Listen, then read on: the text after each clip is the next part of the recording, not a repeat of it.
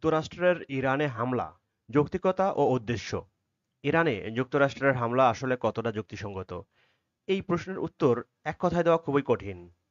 এটি আন্তর্জাতিক আইন, ভূ-রাজনীতি ও বাস্তব পরিস্থিতির ওপর নির্ভর করে। ১. আন্তর্জাতিক দৃষ্টিকোণ থেকে, সার্বভৌম একটি রাষ্ট্রে হামলা করা সাধারণত জাতিসংঘ সনদের লঙ্ঘন। তবে যদি কোনো দেশ আত্মরক্ষার দাবি করে বা জাতিসংঘের অনুমোদন পায়, তখন তা আইনি হতে পারে। ২. যুক্তরাষ্ট্রের ব্যাখ্যা এই প্রসঙ্গে। যুক্তরাষ্ট্র সাধারণত দাবি করছে, ইরান বিভিন্ন সশস্ত্র গোষ্ঠীকে সহায়তা করে, তাই সেখানে হামলা করা হয়েছে। ইরানের পরমাণু কর্মসূচি বিশ্ব শান্তির জন্য হুমকি স্বরূপ, তাই সেখানে হামলা করা হয়েছে।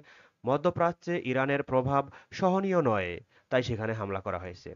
এই কারণ দেখিয়ে যুক্তরাষ্ট্র কখনো কখনো সামরিক পদক্ষেপ গ্রহণ করে থাকে। ৩. বাস্তব বিশ্লেষণ। অনেক বিশ্লেষকের মতে এইসব হামলার পেছনে রয়েছে মধ্যপ্রাচ্যে আধিপত্য ধরে রাখা, ইরানের তেল ও গ্যাস সম্পদে প্রভাব বিস্তার করা, ইসরায়েল ও সৌদি আরবের স্বার্থ রক্ষা করা। যুক্তরাষ্ট্র আসলে কি চায়? যুক্তরাষ্ট্র তার লক্ষ্যগুলোকে মোটামুটি চারটি ভাগে ভাগ করা যায়। ১. রাজনৈতিক পরিবর্তন। যুক্তরাষ্ট্র চায় ইরানের বর্তমান সরকার বদলে যাক এবং পশ্চিমাপন্থী সরকার আসুক। ২. ভূ-রাজনৈতিক নিয়ন্ত্রণ।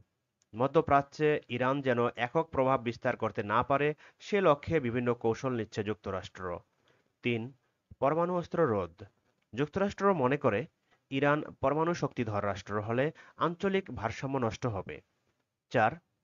প্রাকৃতিক সম্পদে প্রভাব। ইরান বিশাল তেল গ্যাস রিজার্ভের দেশ। এসব সম্পদের নিয়ন্ত্রণ রাখতে নিষেধাজ্ঞা ও চাপ প্রয়োগ করছে যুক্তরাষ্ট্র। আমরা সকলেই জানি, যুক্তরাষ্ট্র ইরানের উপরে হামলা করেছে। যুক্তরাষ্ট্রের হামলার পর ইরান এখন কি করতে পারে? ১. সরাসরি সামরিক জবাব দিতে পারে। ইরান তাদের ক্ষেপণাস্ত্র, ড্রোন বা অন্যান্য অস্ত্র ব্যবহার করে পারস্য উপসাগরে মার্কিন ঘাঁটি বা যুদ্ধজাহাজে আঘাত হানতে পারে। ইরাকে বা সিরিয়ায় থাকা মার্কিন মিত্রবাহিনীকে লক্ষ্য করতে পারে।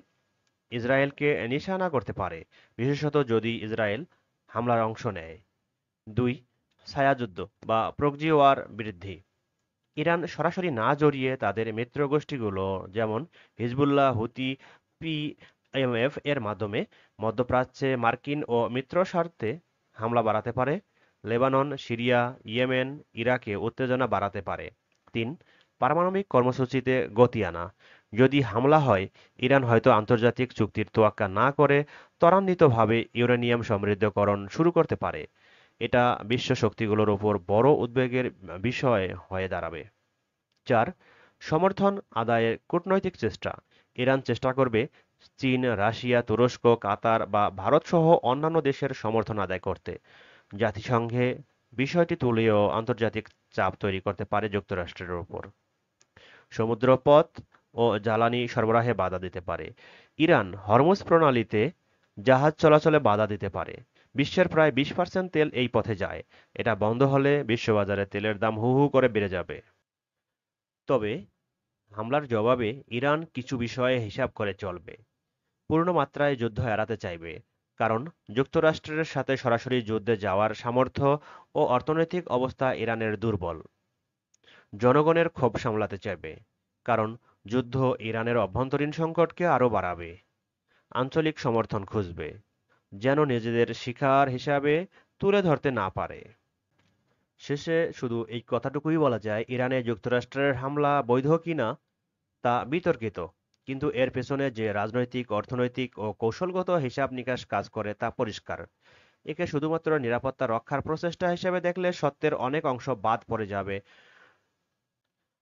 অর্থাৎ যুক্তরাষ্ট্র তার স্বার্থের জন্যই হামলা করেছে, এটি স্পষ্ট। যুক্তরাষ্ট্রের হামলার পর ইরানের প্রতিক্রিয়া হবে বহুমাত্রিক, সরাসরি ও পরোক্ষ উভয় ধরনের। তারা যুদ্ধের ভয়াবহতা না ডেকে অনেক সময় ধরে চলমান ছায়াযুদ্ধ ও কূটনৈতিক চাপের পথ বেছে নিতে পারে। ধন্যবাদ।